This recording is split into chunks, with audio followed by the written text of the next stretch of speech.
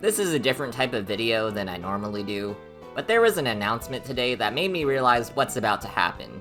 Think of this as a half news, half ramble video. So, we're gearing up for the Touhou 6 remake in a month, and that alone is going to bring in new people. But there's some things going with it that only on reflection am I realizing the significance of.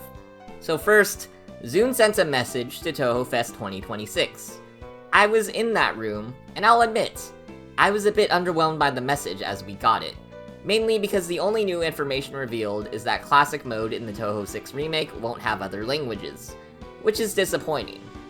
But after thinking about it, the fact we got the message is huge.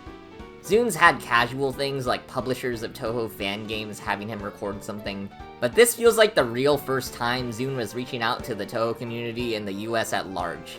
Beat Mario was at Touhou Fest 2, and he had the best time of his life. He loved every minute of it. Aside from Zune, he's probably the biggest Touhou guy you can get.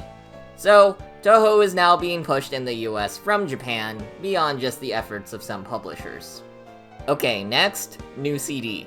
We have a new Hifu coming up, Artificial Utopia in Ruins.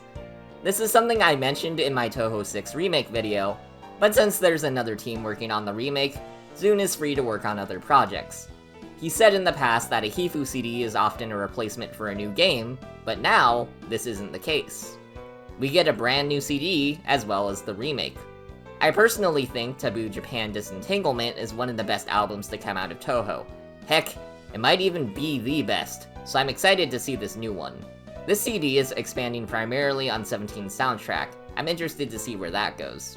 The album is due out on August 16th, which is this week. So even before the remake, we're gonna have a new official Touhou work. Also for Touhou stuff, other music. This isn't specific to just Touhou, but seems to be a wide YouTube thing for Japanese music. Search up Team Shanghai Alice, and bam! You can now officially listen to most Touhou CDs and game soundtracks for free. No stupid free Spotify restrictions. It's on YouTube now, even if you don't have premium. And that's not all. Other circles have their libraries up now too. I can finally listen to all of Budo Atome.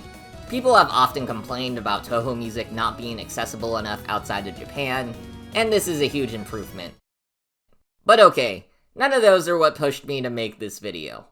On August 10th, 2026, the Touhou Spell Bubble account posted this. A silhouette of Suika, a character not in the game.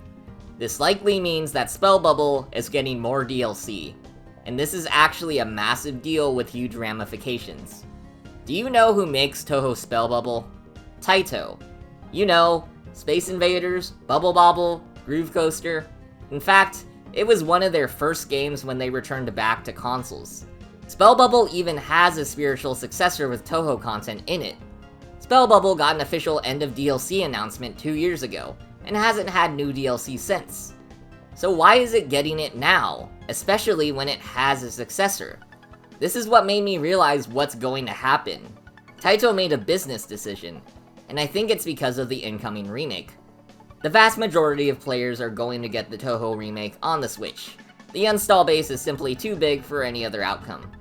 But if those people, especially children, really like Touhou, what if they want to play more? They'll likely go to the Nintendo eShop.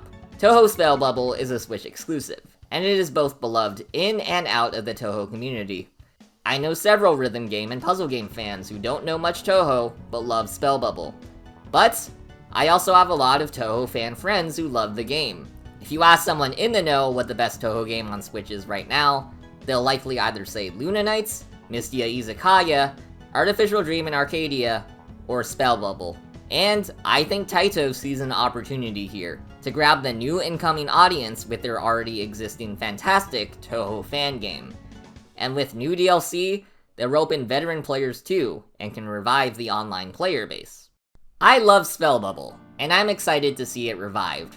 But what intrigues me is the fact that Taito is the one making this choice. They are a huge company, and it seems like they're working to benefit from what they think will be a swell of new Touhou fans. And now, I'm curious to see what else follows suit. We already have some new stuff from Phantasy Star Online 2, which is also pretty big.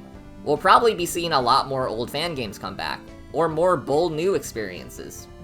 The US is getting more fan-run events like a Hifu Ballet and Touhou at a Cafe, so this isn't just games and music.